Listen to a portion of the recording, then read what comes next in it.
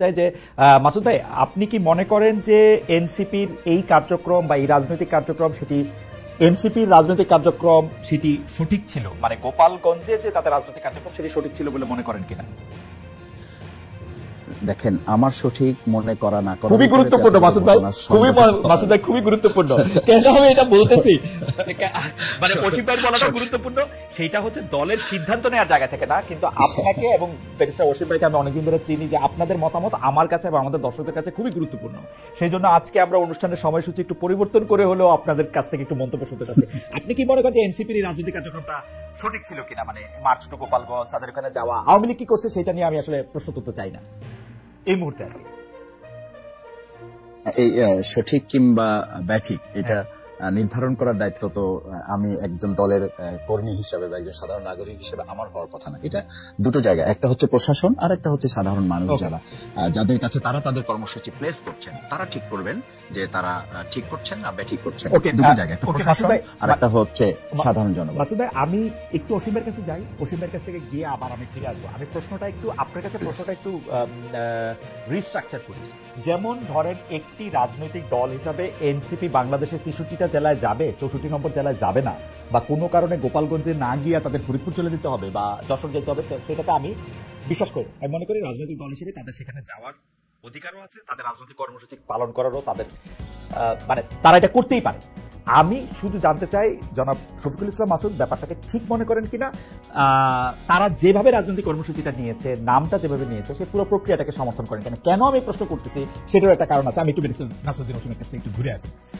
যে ব্যারিস্টার অসীম, আমরা দুটা বিষয় একটু প্রথমে প্রশ্ন করছিলাম, আমরা অনেকক্ষণ পরে আপনাকে পেলাম, নাহলে আরো অনেকক্ষণ আগেই আসতাম আপনার কাছে। আপনি আমাদের দর্শকদের অধিকার করছেন আপনার মতামত। আমরা স্পেসিফিক কয়েকটা প্রশ্ন রেখেছিলাম যে গোপালগঞ্জে যে ঘটনা ঘটলো সেটাতে প্রশাসনের ব্যর্থতা দেখেন কিনা, প্রশাসনের দায় দেখেন কিনা, এনসিপির এই রাজনৈতিক কার্যক্রমকে সঠিক বলে মনে করেন কিনা যে রাজনৈতিক কার্যক্রমটা গোপালগঞ্জে অভিমুখে ছিল, এবং সর্বশেষে আপনি এটা মনে করেন কিনা যে যদি সরকার মানে সরকারের যদি কোনো দায় বা দায়িত্ব থাকে তাহলে সেইটা কি যোগ্যতার অভাবে বা সামর্থ্যের অভাবে নাকি তাদের ইচ্ছাকৃত? ব্যারিস্টার নাসিরউদ্দিন অসীম, আপনি যদি বলতেন। আমি আপনাকে ধন্যবাদ আমাকে আমন্ত্রণ জানানোর জন্য।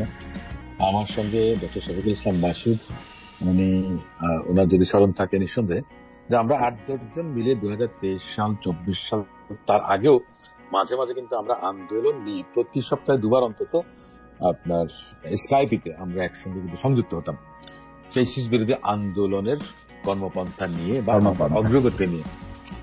আমি সেদিক থেকে বলবো যে আমি ভাগ্যবান যে ঠিকানা খালেদ মহিউদ্দিন সাহেবের ঠিকানাটা আমি পেয়েছি বহু বছর পরে, এবং ওনার মাধ্যমে দর্শক শ্রোতাদের কাছে পৌঁছাতে পারছি, এটাও একটা গৌরবের বিষয় আমার কাছে। কিন্তু সবচেয়ে বড় গ্লানি করে যে বিষয়টা, সেটা হচ্ছে 16 জুলাই যখন আবু সাঈদ কিংবা চট্টগ্রামের ওয়াসিম আকরাম শহীদ হয়েছেন, সেদিন কেন আমি গোপালগঞ্জকে মেনে নিলাম?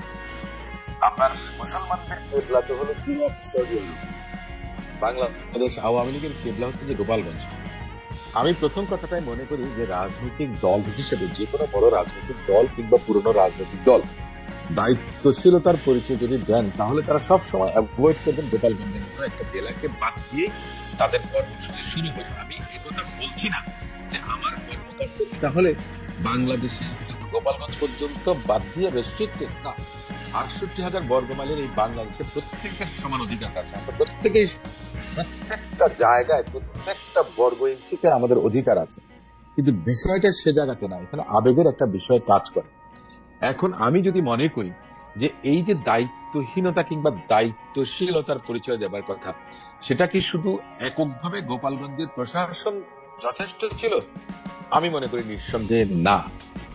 আওয়ামী লীগ ক্ষমতায় ছিল, সে সময়ও কিন্তু 15 বছর ফ্যাসিস্ট বিরোধী আন্দোলনে কোন জায়গায় বাংলাদেশ জাতীয়তাবাদী দলের নেতাকর্মীরা থানা ঘেরাও করে রেখেছিল। তার কারণটা ছিল কিরকম? সাংগঠনিক যে শক্তি, অবস্থান এবং অবকাঠামো জেলার সমস্ত কিছু মিলিয়ে দেখা গেছে যে পুলিশ প্রশাসন কিংবা অন্যান্য যে সমস্ত আইন প্রয়োগকারী সংস্থা ছিল, তারাও দেখা যাচ্ছে যে পেরে উঠত না। তো সেদিক থেকে আপনি যদি গোপালগঞ্জকে কনসিডার করেন, সেখানে শেখ মুজিবুর রহমান সাহেবের সমাধিস্থল রয়েছে। সঙ্গত কারণে কেউ যদি বলে যে গোপালগঞ্জ অভিযানে যাচ্ছি বা আপনার গোপালগঞ্জ দখল করতে যাচ্ছি, মানে বডি ল্যাঙ্গুয়েজ, যেটা perception we receive from the wording, সেটা কিন্তু একটু এক ধরনের আপনার এটাকে কি বলে অস্থিতিশীল অবস্থা বা আপনার যেটাই আমরা রাজনৈতিক পরিভাষায় যেটাই বলেন না কিন্তু উত্তপ্ত করে একটা পরিবেশ পরিস্থিতি তৈরি করে। ব্যারিস্টার অসীম ভাই, আমি আসলে মাসুদ ভাইকে, আপনি যেহেতু একটু ব্যক্তিগত জায়গা থেকে শুরু করলেন, আমি একটু এটা আমারও একটু বলা উচিত। মাসুদ ভাই, অসীম ভাই ইউনিভার্সিটিতে আমাদের নেতা ছিলেন, মানে আমি ছাত্রদল জীবনে করি না, এটা তো আবার ভুল বোঝা থাকে, কিন্তু অসীম ভাই যেহেতু ছাত্র নেতাই ছিলেন, অসীম ভাই আপনি আমার লিডার, এটা তো আবার ভুল বোঝাবুঝি তৈরি হতে পারে। আমি ছাত্রদল জীবনে করি না, কিন্তু ঘটনা হইতেছে অসীম ভাই লিডার হিসেবে আপনাকে একটা প্রশ্ন করি, আপনি কি মনে করতেছেন যে এনসিপি আসলে এই প্রোগ্রামটা 16 জুলাই না করলে ঠিক হইতো, নাকি কখনোই না করলে ঠিক হইতো, মানে এনসিপি এটা করাই উচিত হয় না? আমি একটু আসি, এনসিপি করতে পারতো। দেখুন, বাংলাদেশ জাতীয়তাবাদী দল কিন্তু 5ই আগস্ট 2024 অব্যবহিত পরে একটা প্রোগ্রাম করেছিল, যেখানে স্বেচ্ছাসেবক দলের প্রেসিডেন্ট জিলানিকে আপনার ন্যাক্কারজনক নগ্নভাবে হামলা করা হয়েছে। তার শিশু সন্তান, তার স্ত্রী, তাদেরকে আমি হসপিটালে দেখতে গেছি, তারাও কিন্তু মারাত্মকভাবে জখম হয়েছিল, তারাও কিন্তু হত্যাকাণ্ডের শিকার হতে পারত। আমি সে কারণেই বলছি যে গোপালগঞ্জ জায়গাটা আওয়ামী লীগের জন্য কেবলা, আওয়ামী লীগের। তো সেক্ষেত্রে অবশ্যই এনসিপির তো অধিকার আছে যে কোনো জায়গায়, যে কোনো রাজনৈতিক দলের যে নিষিদ্ধ না, সে সেখানে যেতে পারবে। এখন আপনি যদি বলেন যে নিষিদ্ধ আওয়ামী লীগ তাদেরকে আক্রমণ করেছে, না গোপালগঞ্জের অধিবাসীরা আক্রমণ করেছে, এটা একটা বিতর্কের বিষয়, ডিবেটের বিষয়। কেন বলছি অসীম ভাই, আপনি যদি মানে আমরা আসলে আলোচনার শুরুর পর্যন্ত আপনি যদি বিষয়টা পরিষ্কার করতেন যে মানে ঠিক আছে, মানে স্বেচ্ছাসেবক দলের লোকে একজন নিহত হয়েছেন, গোপালগঞ্জের ক্ষেত্রে আওয়ামী লীগের বিশেষ রকম শক্তি এবং আবেগের জায়গাও রয়েছে, তো সেই ক্ষেত্রে কি এনসিপির এই কর্মসূচিটা না করাই উচিত ছিল, মানে এটা করাটাই ঠিক, অ্যাভয়েড করতে পারতেন না, ওনারা করতে পারতেন।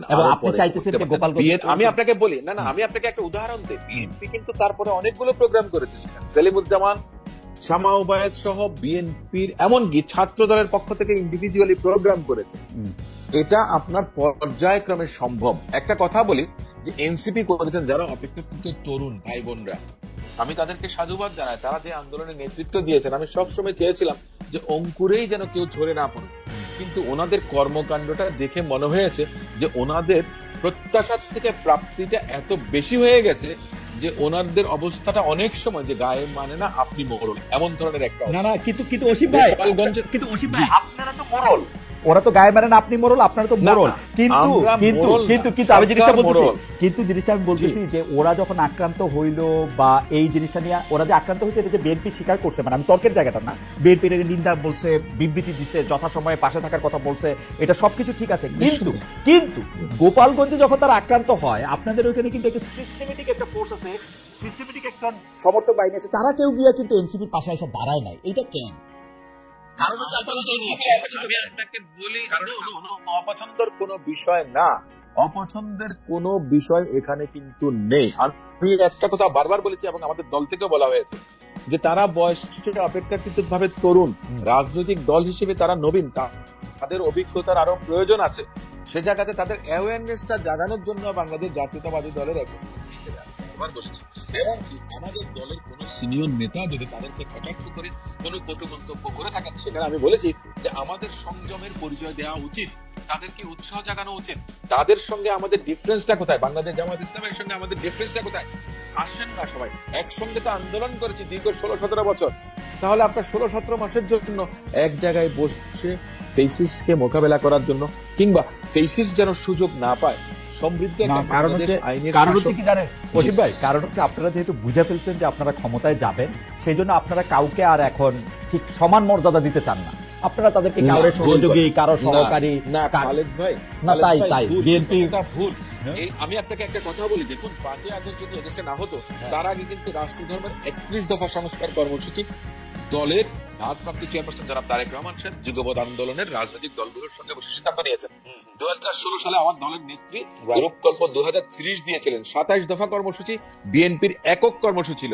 সেখানেও কিন্তু আপনার যে সরকার গঠনের যদি সুযোগ পায়, জনগণ যদি পছন্দ করে, তাহলে যুগপৎ আন্দোলন বলেন, গণতান্ত্রিক আন্দোলন বলেন, ফেসিস্ট বিরোধী আন্দোলন বলেন, সেই আন্দোলনের প্রত্যেকটা শরিক দলকে নিয়ে জাতীয় সরকারের প্রস্তাবনা আমার দলের নেতা জনাব তারেক রহমান সাহেব দিয়ে সেটা তো দিবে, সেখানে সেটা তো আপনার দিবে বিরোধী- মানে আমি এটা আমার তো- সঙ্গে আরো 10টা দল আছে, সেটা অসুবিধা দেবে- কি?